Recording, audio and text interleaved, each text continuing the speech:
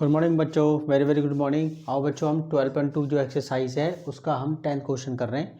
और मैं आपके सिलेबस करने के लिए सुबह जल्दी उठ जाता हूँ आजकल, ओके, सर्दियों में। लेकिन बच्चों की पढ़ाई से ज़्यादा कुछ भी इम्पोर्टेंट नहीं है ना। लेकिन आपका भी तो कर्तव्य है कि आप कमेंट करो इसके अंदर। तो आप जब भी आपकी नज़र में वीडियो आ जाए तो प्लीज़ कमेंट ज़रूर करना जब भी आप इसे देखो तो, ओके। और ठीक है, क्वेश्चन करते हैं हम। An umbrella has 8 trips which are equally spaced. An umbrella has 8 trips. अच्छा, आपने कहा, देखो मैंने इतनी बार बोल दी लेकिन मैंने इसमें आपको सब्सक्राइब करने के लिए कहा, नहीं कहा। एक्चुअली सब्सक्राइब करने के लिए कहना है, please subscribe to the channel. ये it's don't you think it's something like begging when you are asking your student to just subscribe to the channel? भाई, I think that if student likes the material, the way of teaching, और जो है उसको question सही लग रहा है कि टीचर सही पढ़ा रहा है तो बच्चा सब्सक्राइब करेगा।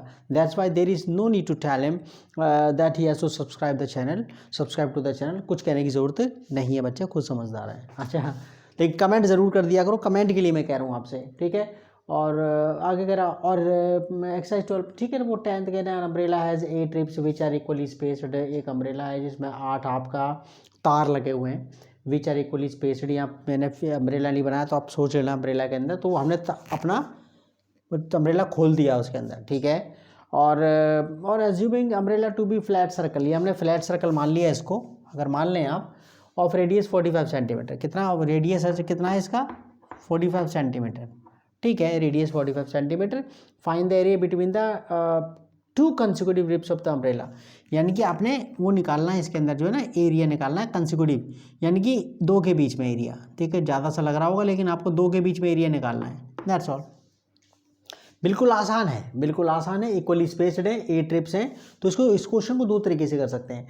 भाई आपका ये ना 8 सेक्टर में कट गया ना, ये क्या पूरे सर्कल का एरिया कितने में कट गया बच्चों? 8 सर्कल के अंदर कट गया। तो आप पूरे सर्कल के एरिया को 8 से डिवाइड कर दो, you will get your answer, simple. तो आप क्या कहेंगे? रिक्वायर्ड एरिया, क्या सिंपल लिख दिया, रिक्वायर्ड एरिया, ठीक है। यानी कि किन्हीं के 2 के बीच का एरिया पूछ रहा है, किसी के 2 के बीच का एरिया पूछ रहा है, यानी कि ये कंसेक्यूटिव, इसके बीच के 2 कंसेक्यूटिव जो है ना रिब्स, जो तार है उसके बीच का एरिया पूछा। तो simple, area of circle divide by आपका 8, ठीक है। एरिया ऑफ सर्कल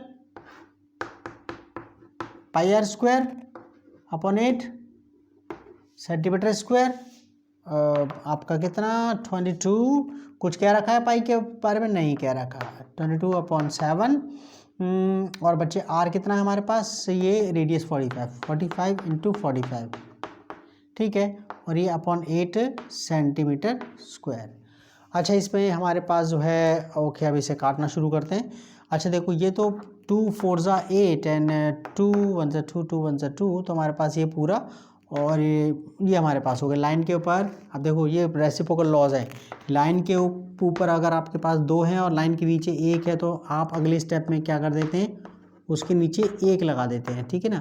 फिर आप इसको घुमा दो, क्या आप इसे ना, इनको इन्वर्ट कर दो, ये इस ढंग से। तो एक्चुअली ये वाला ये ना, ये नीचे रहता है, इससे मल्टीप्लाई होता है। तो ऐसे ये जो है ना, इससे मल्टीप्लाई होगा, ये क्या, इससे मल्टीप्लाई होगा। 4 और 7 आपस में मल्टीप्लाई होंगे। तो यहाँ पर हम जो है, पहले आपको मैं करके दिखा दूँ इसके अंदर पूरा स्टेप, ठीक है। 11 अपॉन 7, और ये 45, और ये 45, ओके। और ये 4, और इसमें और तो कटेगा नहीं, तो इसके नीचे 1 लगा देते हैं हम। तो अब क्या करें? अब ये सारे एक साथ मल्टीप्लाई कर देते हैं। 11 इंटू 45 इंटू 45, और ये 7, और ये 1 ऊपर गया, ये इस ढंग से, ठीक है। तो हमारे पास कितना आ गया? ये पूरा मल्टीप्लाई कर दिया, हमारे पास कितना आ गया बच्चे? मल्टीप्लाई करके इतना बड़ा नंबर है, आप देख लेना इसके अंदर।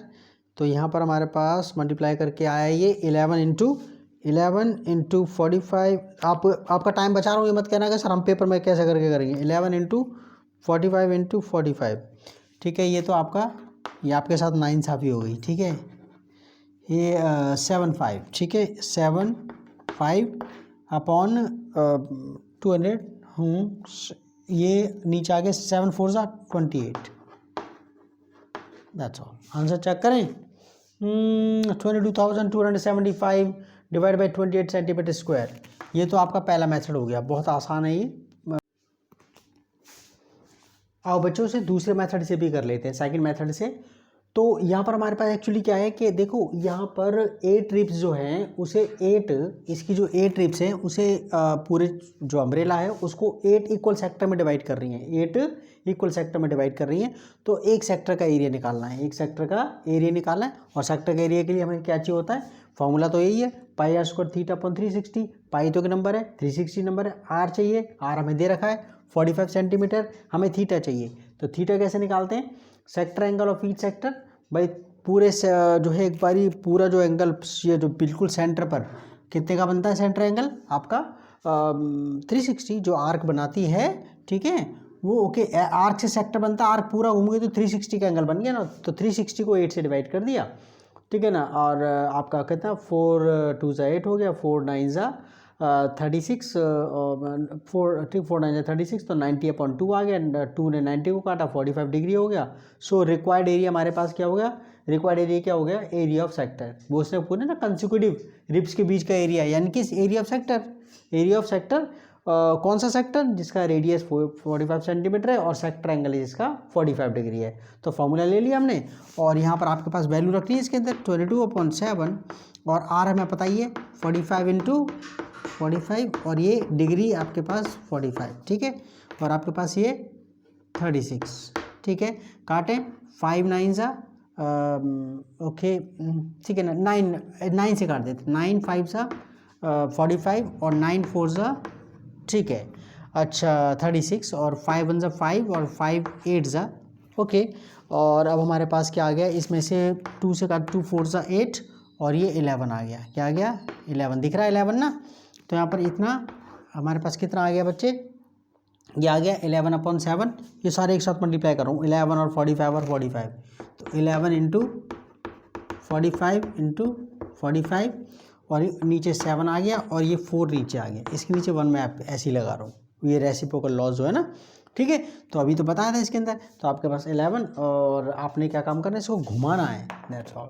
तो 11 × 45 × 45 और आपके पास कितना हो गया ये आपका, तो आपका आंसर वही आएगा, ठीक है। आप इसे मल्टीप्लाई करोगे, मल्टीप्लाई करने में मैंने गड़बड़ तो नहीं कर दी इसके अंदर, 11 × 45 × 45, ठीक है, उतना ही आ रहा। और ये नीचे बिल्कुल आंसर सही है, तो आप आंसर लिख देना इसके अंदर, वो सेकंड मेथड हो गया आपका, ओके। सेकंड मेथड से भी हो गया बच्चों। तो अब नेक्स्ट क्वेश्चन कर रहे हैं 11, क्योंकि आज एक्सरसाइज खत्म करनी है मेरे को ये आपकी, फिर 12.3 करनी है, फिर आपका मेंसुरेशन 13 चैप्टर करना है उसके अंदर। तो यानी कि बड़े बड़े चैप्टर्स हो गए, मैंने एक्चुअली आपका 8th पूरा कर दिया है, 6th पूरा कर दिया है पूरा डिटेल में, और 9th क्वेश्चन भी कर दिया, और हर एक क्वेश्चन को मैंने कोशिश की है कि डिफरेंट वे में आपको बताऊँ, ओके। तो आप देखो इसे और please subscribe to the channel perfect math English for English if you really want to improve your English, okay, and you are going to be amazed at the quality of the videos. Actually I have uploaded the world's most famous grammar book, essentially grammar from Cambridge University by Raymond Murphy on that channel, and I hope that you are going to just get a lot of help if you just subscribe to that channel, okay. Bye bye, take care.